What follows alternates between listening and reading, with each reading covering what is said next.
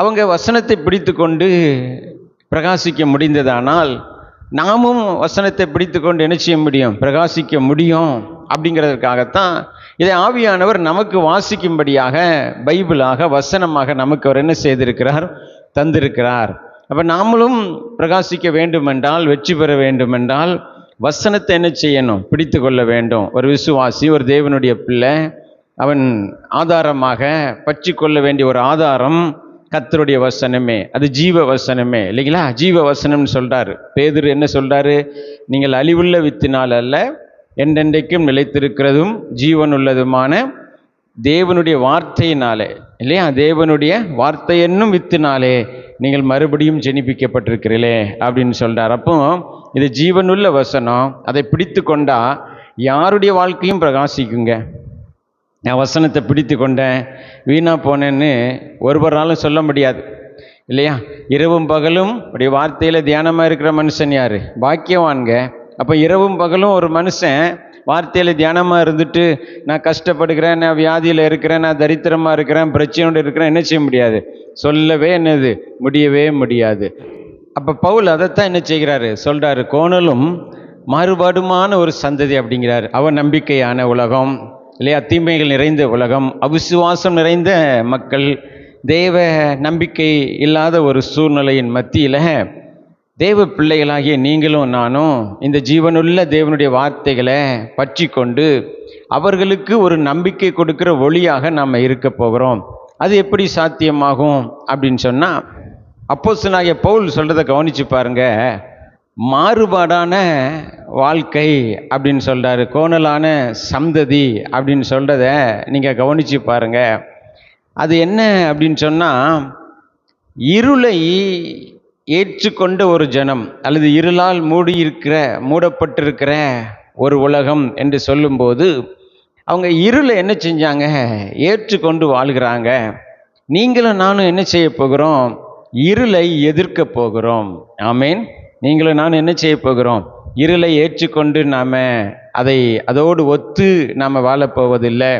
இருள் என்று சொல்லும்போது பயம், இருள் என்று சொல்லும்போது வியாதி, இருள் என்று சொல்லும்போது தரித்திரம், இருள் என்று சொல்லும்போது அவிசுவாசம், இல்லையா? இருள் என்று சொல்லும்போது பாவக்கிரியைகள், இப்படி எல்லாம் இவைகளெல்லாம் நான் ஏற்றுக்கொள்ள போகிறதில்ல, நான் எதிர்க்க போகிறேன். எல்லாரும் சொல்லுங்க, நான் இருளை ஏற்றுக்கொள்ள போவதில்லை. எல்லாரும் சொல்லுங்க, நான் வியாதியை ஏற்றுக்கொள்ள போவதில்லை. எல்லாரும் சொல்லுங்க, நான் பயத்தை ஏற்றுக்கொள்ள போவதில்லை, நான் கவலையை ஏற்றுக்கொள்ள போவதில்லை. சொல்லுங்க, நான் தரித்திரத்தை ஏற்றுக்கொள்ள போவதில்லை, அதை எதிர்க்கிறேன். அதை எப்படி எதிர்க்க போகிறேன்? வசனத்தை பிடித்து கொண்டு. அப்படின்னா எந்த மாதிரியான ஒரு சூழ்நிலை அல்லது எந்த மாதிரியான ஒரு இருள் என்னை ஆளுகை செய்ய பார்க்கிறதோ அதன் மத்தியில் அந்த இருளை எதிர்க்க வேண்டி அதற்கேற்ற வசனத்தை நான் எடுத்து என் வாயில பேசி அறிக்கை செய்து அதை விசுவாசித்து நான் என்ன செய்ய போகிறேன்? அந்த இருளை நான் எதிர்த்து விரட்டப் போகிறேன், மேற்கொள்ள போகிறேன், இல்லைங்களா? இப்போ உலகத்தையே வியாதி, கொரோனா போன்ற ஒரு தொற்று நோய் அது பரம்புவதாக, அதனால பயமும் பீதியும் காணப்பட்டாலும் நான் என்ன செய்ய போகிறேன்? வசனத்தை எடுத்து என்ன சொல்ல போகிறேன்? மத்தியானத்தில் பாழாக்கும் சங்காரத்துக்கும் இருளில் நடமாடும் கொள்ளை நோய்க்கும், நடமாடும்னு சொல்லப்பட்டிருக்கு. அதான் பரவுகிற நோய், தொற்று நோய். அதற்கு நான் என்ன செய்ய மாட்டேன்? பயப்பட மாட்டேன். அது என்னை அணுகாது அப்படின்னு சொல்லும்போது அந்த இருளை நான் எதிர்க்கிறேன். அப்போ தரித்திரத்தை நான் எப்படி எதிர்க்க போகிறேன்? என் தேவன் தம்முடைய மகிமையின் ஐஸ்வரியத்தின்படியே கிறிஸ்து இயேசுவுக்குள்ளாக என் குறைகளெல்லாம் நிறைவாக்குவார். ஆகவே எனக்கு குறைவில்லை. சிங்கக்குட்டிகள் தாழ்ச்சி அடைந்து பட்டினியாய் கிடந்தாலும் கர்த்தரை தேடுகிற எனக்கு ஒரு நன்மையும் குறைபடாது என்று அந்த வசனத்தை எடுத்து நான் பேசும்போது அந்த இருளை நான் எதிர்க்கிறேன். அந்த இருளின் மத்தியில் நான் ஒளியாக இருக்கிறேன், இல்லைங்களா? அப்போ பயம், கவலை போன்ற சூழ்நிலைகள் ஆளுகை செய்யும் போது எபிரெயர் 13ஆம் அதிகாரத்தில் என்ன சொல்லுகிறாரு? கவனிங்க, நான் உன்னை விட்டு விலகுவதும் இல்லை, உன்னை கைவிடுவதும் இல்லை என்று அவர் சொல்லி இருக்கிறாரே. ஆகவே நாம் தைரியம் கொண்டு சொல்லலாம், கர்த்தர் எனக்கு சகாயர், நான் பயப்படேன். ஆமேன்.